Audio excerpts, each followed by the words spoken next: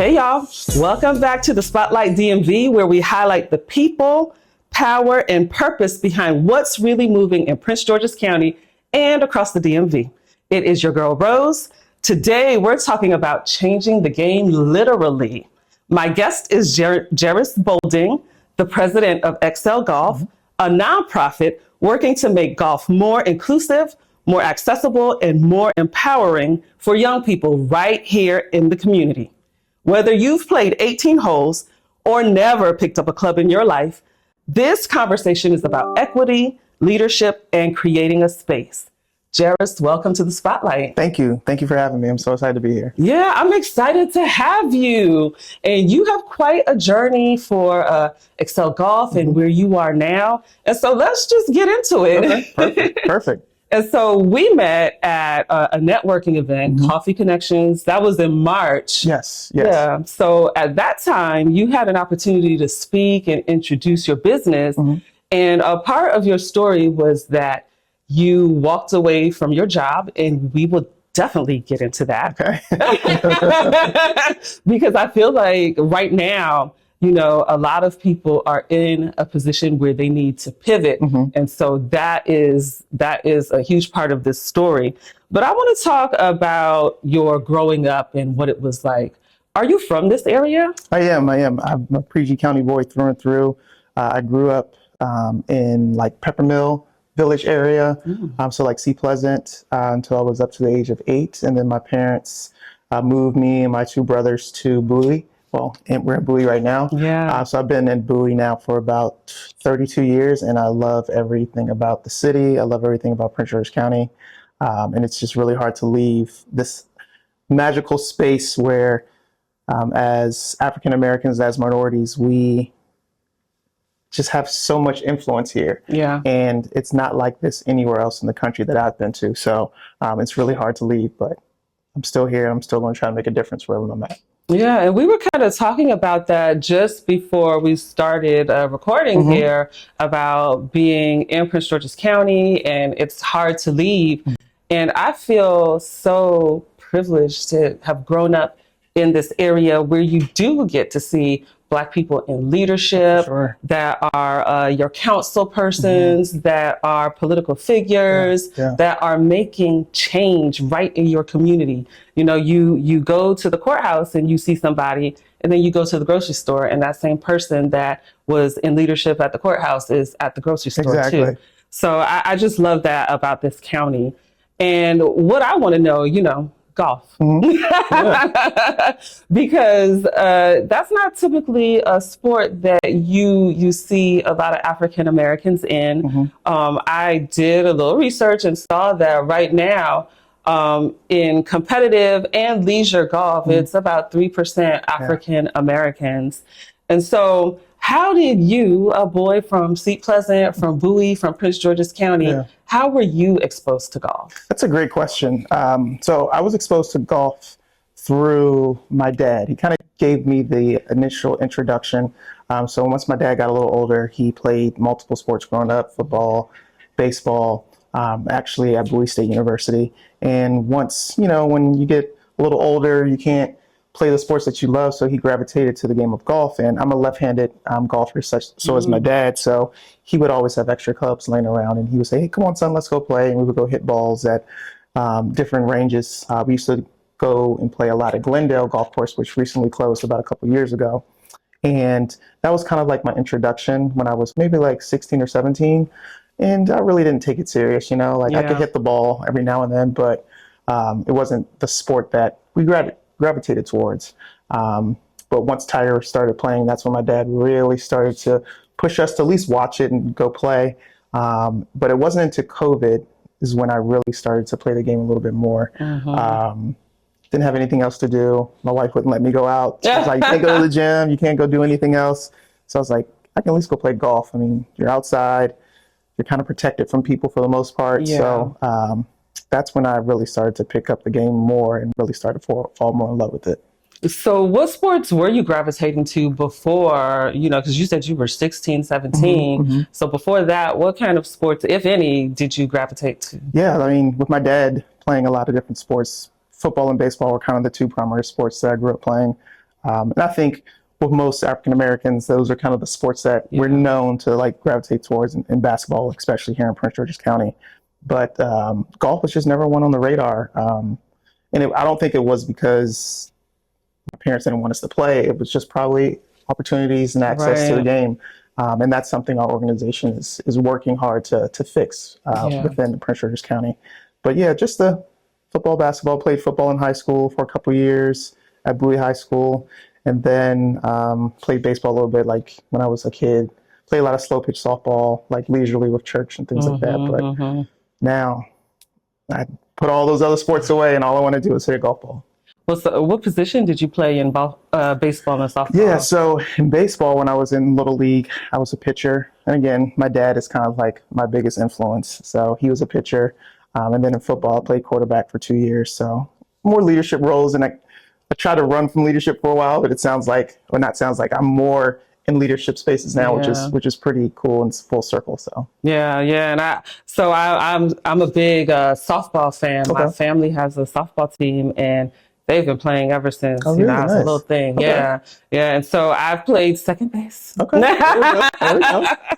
No, but so you touched on a part of why you feel like you did not gravitate to golf was just the accessibility of it. And growing up here in the county, see, I grew up in North County, so Adelphi, Hyattsville, those areas. But, like you said, until Tiger Woods got into golf, that was just not something that in my mind was really a sport for us. I would see it on TV and it looked really quiet and really boring and just, I don't know. It just didn't look like it was, because that's even with baseball too, like watching it on TV. I was like, this is so slow and boring. Like, my gosh. And so I want to get into that and into Excel Golf. How did you become a part of Excel Golf? Yeah. So, I came involved with the program because of my son. So once my son started to see that I was out of the house a lot more, he was like, Dad, where are you going? I was like, oh, I'm going to the golf course. He's like, I want to come with you. So I brought him along with me one time and bought him some golf clubs not too long after that. And once I saw him hit the ball for the first time, I was like, well, that's not normal. Because it takes a lot of hand-eye coordination and how to move your body. And he was able to pick it up rather quickly. So my dad, again, kind of being in the golf space and playing in tournaments and things like that, started to run into different people in the county who are doing more golf-related activities. So he introduced me to Sandy Milligan, who is the golf director for Excel Golf. And we met. He saw my son swing. He's like, oh, come to our clinic. So showed up. We paid to be a part of the clinic. And just being a dad on the side, watching my son and watching how the coaches were helping the kids learn how to play the game, I was like, man, I got to figure out a way to get involved, because I'm not a parent who can just sit on the sidelines. Like, I have to help. Like, where can I help? Can I be an assistant? Like, is there anything I can do to kind of give back to what you're giving to me and my son? And from there, I provided a couple of ideas, updated their logo, social media presence, websites, kind of things that I knew I could do. Yeah. And they liked a lot of the ideas that I started to provide them with. And they were like, hey, do you want to kind of be the president of the organization? I was like, I don't know. I don't want the leadership titles, but I said yes. And ever since then, it's just been a rocket ship. It's been so much fun. Wow. That's kind of funny though, and I find that there are so many organizations that do need help. And when you start engaging and you're the one that you're showing up and you're asking, how can I help and all of that, and then that's what leads to these types of roles, right? Exactly. I get a lot of questions like that. Like, people ask me, like, how do you find these things and how did you get involved in it? I showed up and the opportunity came because I showed up and nobody else was there. So that's right. That's right. I told my son the same thing. It was he was playing in a golf tournament one day and he was the only kid in his age group. And he was like, oh, Dad, I kind of won by default. I was like, no, you didn't. You showed up. Other kids could have showed up too, but they didn't. But you showed up and you still went out there and played. So be happy that you even got an opportunity to play. Yeah. And be happy that you still went out and competed and you won. So that's a testament to anything. I always tell people, opportunities are out there. If you show up, you never know what could happen. And a good friend of mine used to always say, questions are the answer. So if you ask a lot of questions, you're going to get the answers that you're looking for. So Yeah. don't be afraid to ask questions because it can lead to opportunities that you never thought were even possible. 100%. You don't have to tell me twice to ask questions. Right.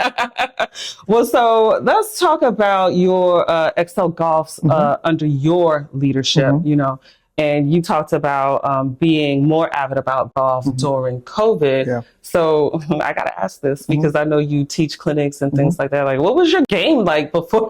So I always tell people I am not a coach. I just run the organization. My game is my game. It's not anywhere. I'm not going to be winning any golf tournaments or anything like that. But I'm just your average weekend golfer who just likes to go out there and play, have a good time with his friends and his family.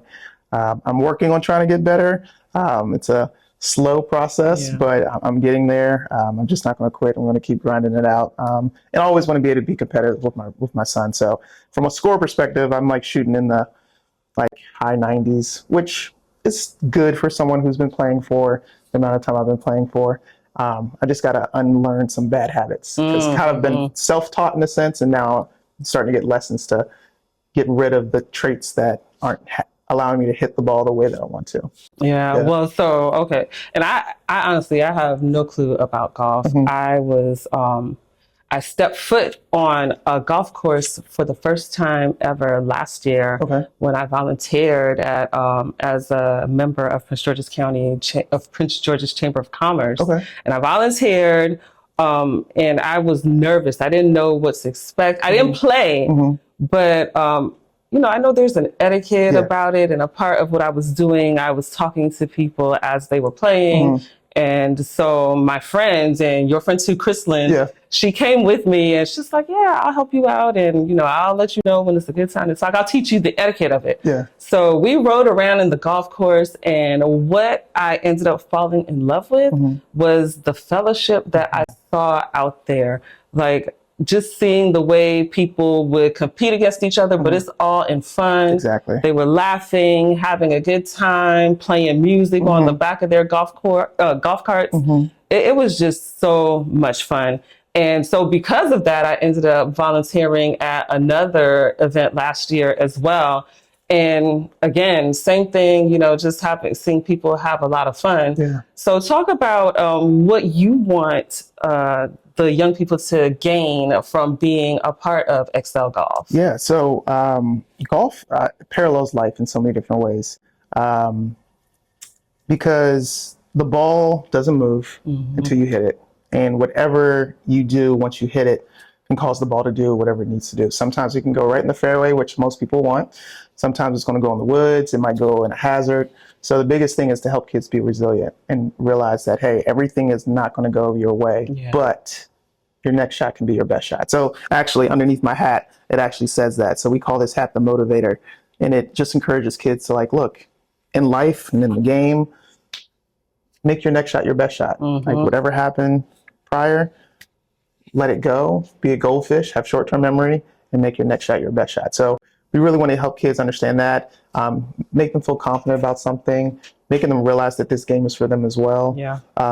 We just wrapped up our first session of our clinics, and just seeing the smile on the kids' faces, we threw a little mini tournament for them to really feel like a professional golfer in a sense, and just seeing them get their awards at the end and making par on some of the holes that they played, and seeing their parents' excitement of seeing their kids play something that they probably never would have had an opportunity to play.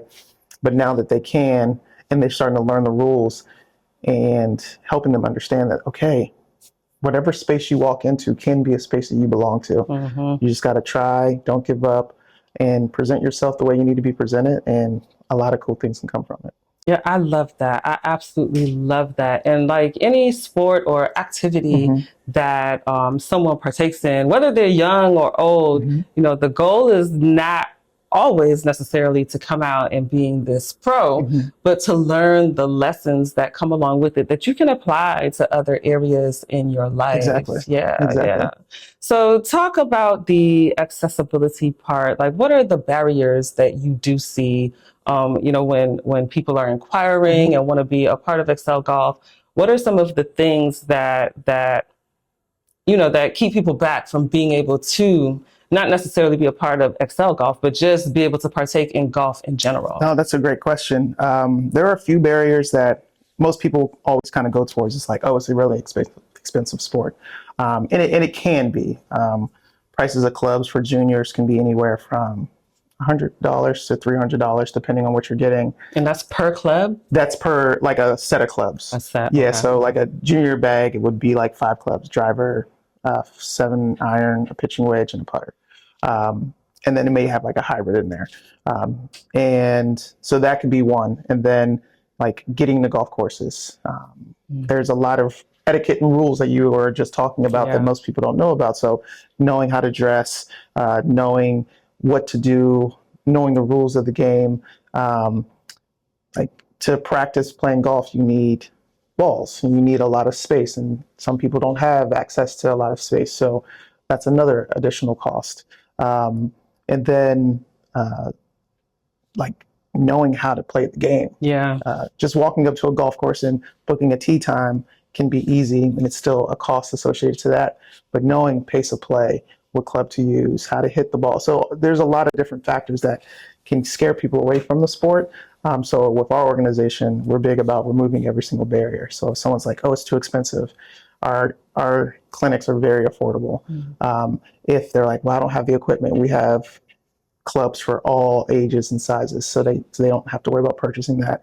If they're trying to figure out a way to practice, we have access to facilities like the one we're in, which is the Lab 301, and we have good relationships with the Country Club of Woodmore and also Bowie Golf Course. So we're trying to remove any excuse or reason that a parent could say, I can't get my kid in the game. And we even do have scholarship programs for kids or families who may not be able to afford it. And we say, okay, just let us know. And we've had donors who have literally given money just to sponsor kids to be able to play the game. So we've removed all the barriers that we possibly can to make sure any kid wants to swing a club can. I absolutely love that. And that's why I feel it's so important to get the stories out about organizations like Excel Golf. And so now back to you walking away from your job. Talk about that and what that was like. Yeah, that was, I would say it was probably 3 years in the making. Once I got involved with the organization, and my wife can attest to this, I always kind of knew I was meant for more. I worked for the federal government for 23 years, since I was a junior in high school.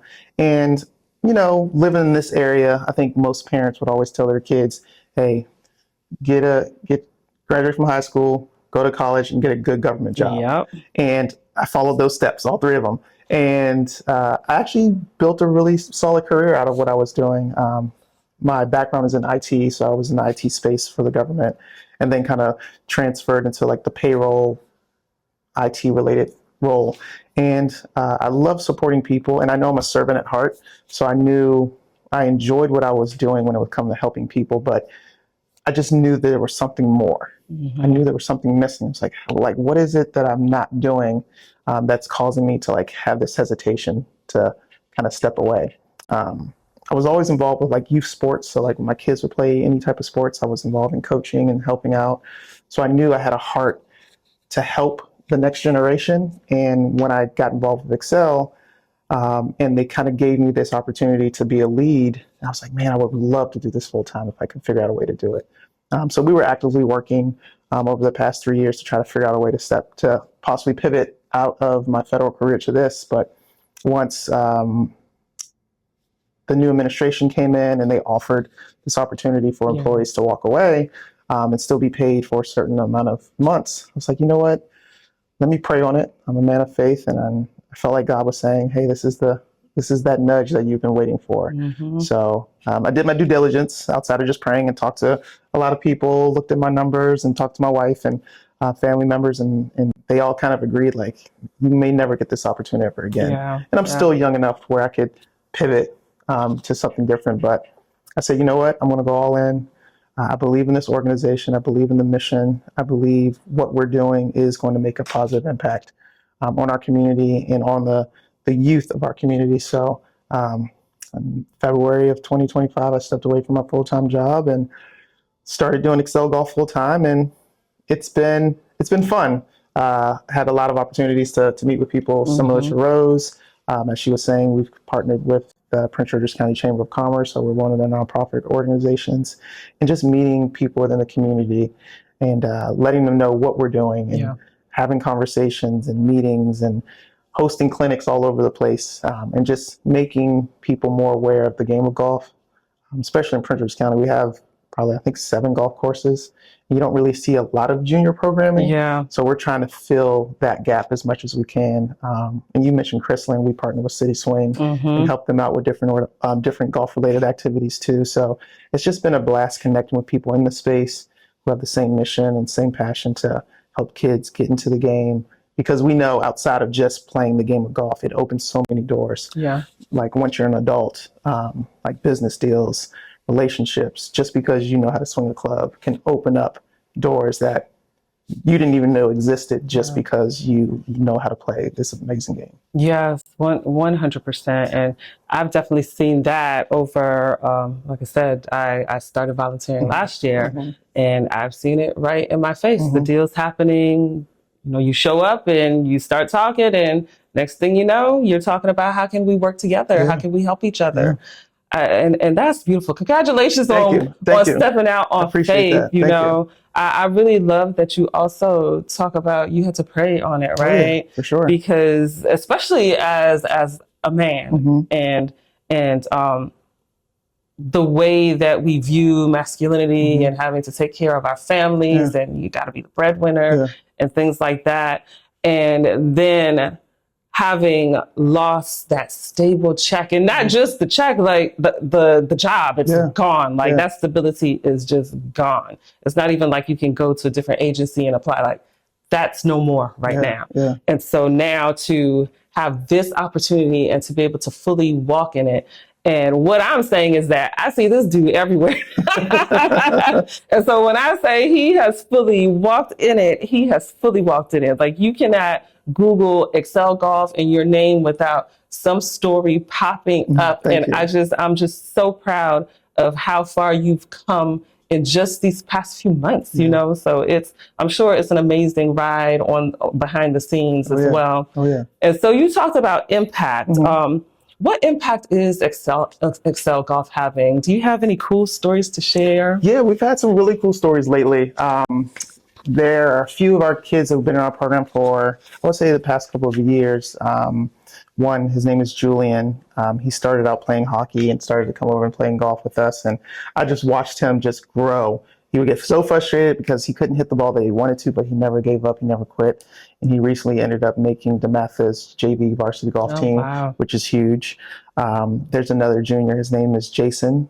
He actually just won the U.S. Kids Central Maryland Boys 15 to 18 championship yesterday. And he also had a really successful season at DeMatha as his first time on varsity, which is just truly remarkable. And then we have 2 female golfers. One, her name is Emma. She actually got a scholarship to UMES last year and played her first year of collegiate golf for them. And then we have another young lady. Her name is Whitley Shields. She just got accepted into Bowie State University and will be the first female golfer ever in the school's history. We're actually helping Bowie State with their golf team as well. So the ultimate goal is to help kids get into college, and we're doing that, and also give kids an opportunity to make their high school golf teams and all the different things that they want to do in the space. So those are just a few of them, a few of the like really cool stories that we have so far, and there's going to be more and more to come. But just wanted to highlight those 4 juniors because I've just seen their growth and their passion and their resilience when it comes to the game and never giving up, and all of their hard work is paying off, which is awesome. No, that's amazing, especially when we talk about female golfers, you know, and there are some organizations in this area that do focus on women. And so to hear that you guys are focusing on young ladies, young girls, and they're getting into college as first female golfers. That is amazing impact right there. I love it. I love it. And it's exciting, and especially I'm a Bowie State boy, so it's always an extra little shine when someone in our organization is playing at my alma mater. So it's great. That's A lot of fun. beautiful. Yeah. So let's talk about what you see as a bigger vision for, the long-term goal Yeah. for Excel Golf. Yeah. So we have two big ones. The first one is to provide more golf-related activities for kids in the county. What I've noticed in the time that I've been in this space is that golf is it's a lot of tournaments, but you don't see a lot of team-related activities in the game of golf. Once you get into high school and college, they have a team component to it, but you don't see it at the junior level. The only other one that you may see is PGA Junior League. So one thing that we really are striving to do is to have more Excel golf related activities at different golf courses across the county so that we can do more competitions. Because just like with any other sport, in order for kids to really get more comfortable with it, they have to start to compete. You have to play. So if we are able to create like a little league where they're competing on a weekly basis and still having to practice just like any other sport, football, basketball, soccer, things like that, the opportunity for them to get better at the sport and to excel at the sport, no pun intended, will be just exponentially greater. So that's one thing that we're currently working on. But we do have a big vision of creating a junior golf academy here in the county. As I mentioned before, there's a lot of golf courses, but there's not a dedicated place for juniors to learn.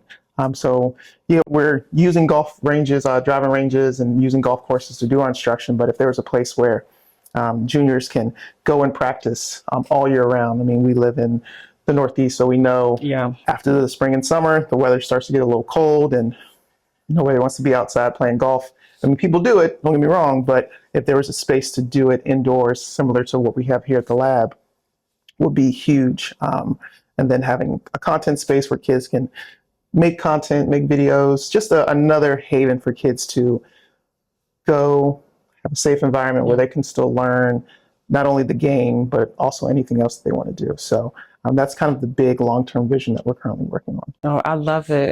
And as you were talking about a content space, could you imagine having that space and a part of it, they're commenting about golf. I don't know how that all works, like after, and if there are golf commentators or whatever, but getting that guidance at such a young age to then have that confidence.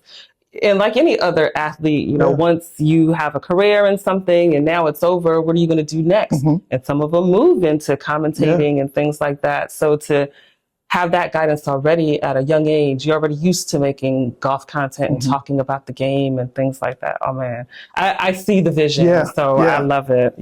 So how can folks support you? How can the community support you in the goals that you're trying to reach? For sure. So one way that people can help is time and donations. So we do have a website, which is excelgolf.org, and there is a space where you can donate to our organization. We are a 501(c) organization, so all the tax benefits that people may be looking for when donating to different organizations, we're able to provide that.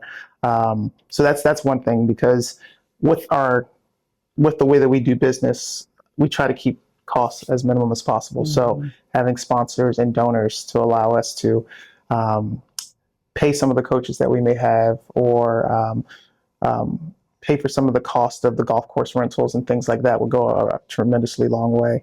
And then if you're a golfer and you love helping the youth, we're always looking for additional volunteers. We have clinics all throughout the spring and summer, so it's always great to have additional set of hands there to help kids understand how to swing. When we take kids out on the course, to kind of just be that guide and teaching them the rules of the game. And we do have a fundraiser tournament on September 29th at the Country Club of Whitmore. And this will be our third one coming up. And each year just gets better and better and better. Awesome. So if you have a business and you want to highlight your business, we do have sponsorship packages for that. Or if you just want to come out and play golf and have a really great time, that could be another way too. So we just want to introduce more of us to the game of golf. Specifically the youth, but we're also focusing on the families as well. So that's kind of the best ways that people can kind of get involved and donate to the organization. Okay, great. So folks, if you are aligned with this mission, make sure you check out Excel Golf's website. And where can people connect with you on social media? Yeah, so you can connect with us on Instagram at excel_golf. Me personally, it's Jeris.wintheday and Jeris Bowlding on Facebook. We are going to be creating more YouTube related content as well, because we really want to highlight our juniors. Like everything that we do, for me, it's more so for the kids because I just want them to get all the shine that they deserve. So we're going to do like little fun videos with them as well. So be on the lookout for some really, really fun content. Okay, great. I'm going to link all of Jeris's contact information and his social handles and all of that in the description so that you guys can easily find him. And Jeris, thank you so, so much for all the work that you're doing, pouring into our young people, making sure that this game is accessible for us and that there are no barriers holding them back. And also giving us the confidence that we need to go out there and to be excellent in life. And so guys, to all our listeners, this is why we keep the spotlight on local stories, because the change starts right here in our own communities. So until next time, thank you for joining us. Awesome. Thank you. You're welcome. Thank you so much. Great. That was great.